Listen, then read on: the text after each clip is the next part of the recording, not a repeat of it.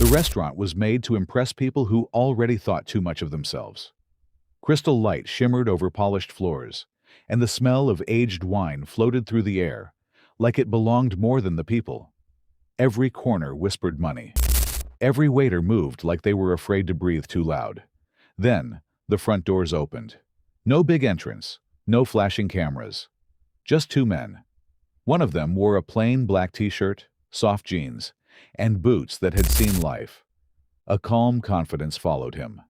That was Keanu Reeves. Right behind him came Denzel Washington, tailored navy suit, shirt open at the collar, shoulders strong, eyes quiet. They didn't speak much. They didn't need to. But the room noticed. Not because of who they were, but because of what they weren't wearing. At the host stand, Sabrina barely looked up from her tablet until she saw them approaching. Her smile came on fast, too polished to be real. Her eyes dropped to Keanu's clothes, then to Denzel's face, and something in her posture changed. She straightened, but not out of respect. More like defense. "Good evening," she said smoothly. "Do you have a reservation?" Keanu gave a soft nod. "We were hoping to dine without one. Just the two of us." Sabrina paused for a beat too long. "We're very full tonight," she said, letting her eyes flick behind them for no reason at all. "This is Verite. It's a very exclusive setting." Denzel gave her a small, respectful smile. "We understand. If there's a quiet corner, we'll take it. Nothing fancy." His voice was calm, warm, but it irritated her. Maybe because it didn't come with apology or fear. Most people who didn't fit the dress code begged a little. These two didn't. "This way," she said finally, and turned fast enough that her earrings caught the light. She led them past glossy tables and glossier people. Conversation slowed as they passed. Some eyes rolled. A man in a velvet blazer elbowed the woman beside him and whispered something that made her laugh behind her champagne. They were seated at the far back, near the kitchen doors, right beside a stack of folding chairs. "It's a little more private," Sabrina said, placing two menus with a thud and walking off without waiting. Keanu pulled the chair for Denzel before sitting down himself. Neither man reacted. Not even a glance at the pile of high chairs next to them. That made Sabrina glance back for a moment. She had expected resistance, or at least discomfort, but their silence unsettled her more than complaints ever could. Denzel looked around the room, not bitterly, just seeing. His voice came low. "I don't think they want us here." Keanu smirked faintly. "They usually don't." A small burst of laughter came from a table to their left. Not loud, just sharp enough to cut. Someone said something under their breath that sounded like, "Probably walked in from the parking lot. One of them looks like he fixes motorcycles." Denzel heard it. He always did. But he didn't turn. "I came to eat," he said simply, opening the menu like it was a program for a play he'd already performed in too many times. Let's see what kind of meal they serve with this kind of attitude. Across the restaurant, a man in a tailored gray suit watched the scene quietly. His name was Bernard Whitmore. Most people in the restaurant didn't know who he was, but he knew almost everyone. And more importantly, he knew Keanu. And he knew that when Keanu walked into a room without a reservation, it wasn't by mistake. But Bernard didn't move. Not yet. He wanted to see how far the room would go. Near the bar, Lucas, a young server in his early 20s with tired eyes and a quiet heart, leaned toward another staff member. "She's doing it again," he whispered. "You see where she put them?" The other server barely shrugged. "Management doesn't care. Why should she?" Lucas looked toward the back again and exhaled slowly. He could feel it. Something was coming. Sabrina returned to the table after several long minutes, pretending not to notice the heat coming from the kitchen door that kept blowing against the back of Denzel's blazer. Her heels clicked like punctuation marks on the marble floor, but her eyes were sharper than before. She wasn't smiling now. She was testing. Testing how long they'd stay, how much they'd take, how far this would go. "Have you had a chance to decide?" she asked, her tone coated in sweetness. "Or would you like me to walk you through the specials?" Keanu didn't look up right away. He gently folded his menu and placed it on the table, his voice quiet but steady. "We're ready." Before Sabrina could write a word, Denzel raised his eyes. Calm, firm. "I'll have the asabuco," he said, "and a glass of the Bordeaux, the one your house recommends." There was a pause. Not the kind that happens when someone's thinking, but the kind when someone's judging. Sabrina blinked once, then tilted her head. "Just so you're aware," she said, lowering her voice just enough to pretend it was private. "That bottle is $1,200. We can offer something lighter. Maybe a Merlot. By the glass?" Denzel didn't even blink. "I asked for the Bordeaux." Sabrina scribbled, her lips twitching into something between a smirk and a warning. "Of course." Then she turned to Keanu, practically eager now. "And for you, sir?" Keanu gave a light nod. "Same." Her pen tapped once against the pad, and then she turned without a word, walking off like she'd won a small game they didn't know they were playing. From a nearby table, a man in a navy suit leaned to his friend and chuckled loud enough to be heard, but quiet enough to act innocent. "Daryl's got expensive taste tonight." Two others at the table snorted. The laughter wasn't big, but it was sharp. Denzel's fingers curled slightly around his napkin, not with anger, but with memory. Keanu saw it, said nothing, but the air between them was tighter now, not tense, just watchful. At the bar, Bernard Whitmore set down his drink without sipping. His eyes narrowed. He knew that tone, that laugh, that smirk, and he knew Sabrina was walking on ice she didn't know was cracking. Lucas, still at the bar, leaned forward a bit. "Why does she always do this?" he asked. "Because no one tells her not to," came the answer from another server. "No one ever has." At the back table, Denzel took a sip of water and exhaled slowly. "It's not about the wine," he said softly. Keanu nodded. "It never is." Sabrina walked past their table again without looking at them, but she lingered a little near the hedge fund guys at the center booth, laughing too loud at their weak jokes. Her laugh wasn't about joy. It was about power, about knowing who the restaurant was built for. Keanu's eyes followed her, slow and unreadable. Then he looked around the room. The couples clinking glasses, the managers pretending not to see, the servers who knew better but said nothing.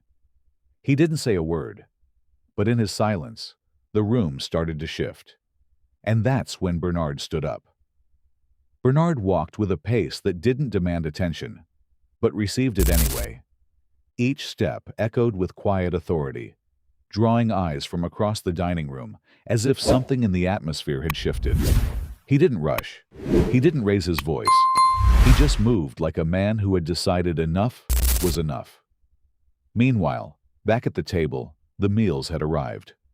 Sabrina set Denzel's plate down with an audible thud, unapologetic and heavy-handed.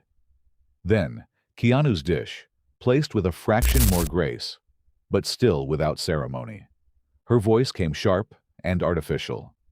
"The ossobuco," she said flatly, "and the wagyu for you, sir." Denzel offered a faint, "Thank you," but Sabrina wasn't done. She leaned slightly toward him, her voice lowered, but intentionally loud enough for neighboring tables. "Just so there are no surprises. The bottle you ordered? It'll be added to your bill in full. No house discount." Denzel met her eyes and replied without blinking. "I wouldn't dream of asking for one." Still, Sabrina straightened and spoke again, this time for the whole section to hear. "We've had guests get surprised before, especially when it's their first time here." The jab landed. Across the aisle, a woman in diamonds chuckled behind her napkin. Someone muttered something like "rookies" from a few seats over. Keanu set down his fork, slowly, carefully. The sound of it resting on the plate was soft, but it pulled the air tighter, like the pause before thunder. Then came the final crack. The same man from earlier, the one who mocked Denzel's wine choice, raised his glass and said half laughing, "Hey, Chef Boyardee, you sure that's not too rich for your palate?" The laughter that followed wasn't cruel in volume. It was cruel in intention. Denzel didn't move, but Keanu stood. He didn't slam his chair. He didn't raise his voice. He just stood, calm, still. And suddenly, no one was laughing. The pianist faltered, fingers slipping for the first time that night. Sabrina froze mid-turn. Even the servers paused, sensing the shift. Then, from the other side of the room, Bernard arrived at their table. He reached out his hand, first to Denzel. "Mr. Washington," he said warmly, with a respect that could be heard even at the bar. "It's an honor. I regret we haven't spoken sooner." Sabrina's jaw dropped slightly, but Bernard wasn't finished. He turned to Keanu. "Mr. Reeves, always a pleasure." Gasps rippled quietly across the restaurant. Someone at the bar whispered, "Wait, that's the Denzel Washington?" Keanu gave a small, calm nod. "We were just trying to have dinner." Bernard looked around the restaurant. His next words were soft, but struck like a gavel. The mistake tonight wasn't who walked in. It was who assumed they didn't belong. Silence followed, deep and uncomfortable. Forks hovered midair. Drinks were no longer sipped. Every eye was now drawn to the corner of the room that had been ignored moments earlier. Bernard didn't stop there. He turned slightly and spoke again. "I'm sure many of you recognize Mr. Reeves, but what most of you don't know is that he isn't just a guest of Verite. He is one of its founding patrons. And yes, he is part owner."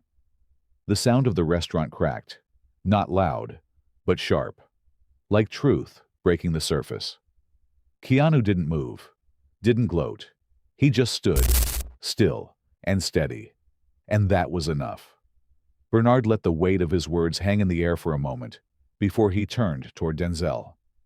"And this gentleman," he said, his voice now clear enough for the entire restaurant to hear, "is not only an award-winning actor, but the very person whose nonprofit built the Future Light Initiative.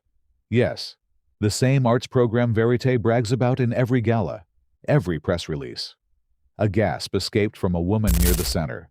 The man who'd mocked Denzel's taste seconds ago sank lower in his chair. Sabrina stood near the bar, frozen, shoulders tense, eyes wide, her notepad trembling slightly in her hand. She looked like she wanted to explain herself, but nothing came out. Just breathe, shallow and fast. Denzel gently placed his wine glass back on the table and met Bernard's gaze with quiet grace. "You didn't have to do that," he said softly. Bernard gave him a small smile. "Number. But someone had to." Then he looked out at the room, the tables full of people who had watched silently, until the truth embarrassed them louder than the jokes ever could. "Let this be a reminder," Bernard said, "that dignity has nothing to do with what you wear, the watch on your wrist, or the shade of your skin. It has everything to do with who you are when no one's watching." Someone at the bar began to clap. Then another, and another. A slow, uneasy ripple of applause moved through the restaurant. Not celebration, but apology. Keanu finally stood up straighter. His voice was calm, but unshakable. "Sometimes," he said, "the lesson isn't in who you recognize. It's in who you chose to ignore." Sabrina looked down, her confidence cracked wide open. She stood behind the maitre d's station now, like it was a shield, arms crossed tightly, her eyes no longer proud, but full of shame. Keanu turned to Lucas, the young server who had stood quietly, watching the whole time. Their eyes met, and Keanu gave him a small nod of respect. A silent thank you for seeing them, even when others didn't. Bernard stepped back. The applause faded. What was left was heavier than silence. It was realization. Keanu looked around once more, then back to the crowd. "I didn't come here to make a point," he said. "I just wanted a meal with a friend. But sometimes, The room has other plans. He glanced toward Sabrina, who now looked like she'd aged 10 years in 10 minutes. We were scanned, measured, judged, not based on who we are, but how we looked walking through the door. And that is everyone's loss. He paused, then gently added, "It shouldn't take a famous face to be treated with respect. It shouldn't take a title to earn decency. It should take nothing." The restaurant fell completely still. Not empty, just stripped of its illusion. Denzel stood up beside him, his expression unreadable, but full of quiet strength. "You ready?" Keanu asked. "We're good," Denzel replied, and together they walked toward the exit. They had just reached the door when the restaurant manager hurried forward, breaking the hush that followed them like a thread snapping under pressure. "Mr. Reeves," the manager called, voice tight with nerves. "Please, if we could just speak." Keanu turned, calm, collected. The manager continued, This isn't who we are." Keanu looked him straight in the eyes. "It's exactly who you are. You just got caught tonight." The words didn't land like an insult. They landed like truth. Then he looked over at Sabrina. Her hands fidgeted with the edge of her apron. "Do you know the worst part?" Keanu asked gently. "You thought my clothes told you who I was, but you never asked who you were becoming." She opened her mouth slightly. I didn't mean—" "I know," Keanu said. But then Denzel stepped forward. His voice was low, composed, but strong enough to break the air. "You didn't mean to make it about race, or class, or power. But intention doesn't erase impact. And it's always us, the ones who've lived through it again and again, who are expected to stay silent. Smile. Move on. Not tonight." The manager had no answer. Sabrina had no defense. And no one else dared speak. Denzel turned to Lucas, who stood by the bar, stunned. "You're the only one who looked like you saw us," he said. Lucas swallowed hard. I didn't know what to say." "You didn't need words," Denzel said, reaching into his blazer. He pulled out a simple business card and placed it in Lucas's hand. "You just needed courage, and you had it. If you ever want to work somewhere that doesn't make you question your decency every day, call me." Lucas's eyes welled up. His hands shook as he tucked the card into his pocket, like a lifeline. Keanu placed a hand on Denzel's shoulder. "We good?" "We're good." And they walked out. The door shut behind them with a soft click. But inside Verite, it echoed louder than any applause. At the back of the room, 2 empty wine glasses caught the light, and the table no one wanted had become the only one that mattered.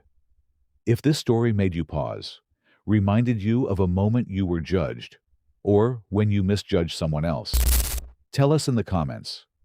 What does dignity mean to you? And if you want more stories like this, ones that shake the surface and speak to the soul, don't forget to like, subscribe, and share this video with someone who needs the reminder.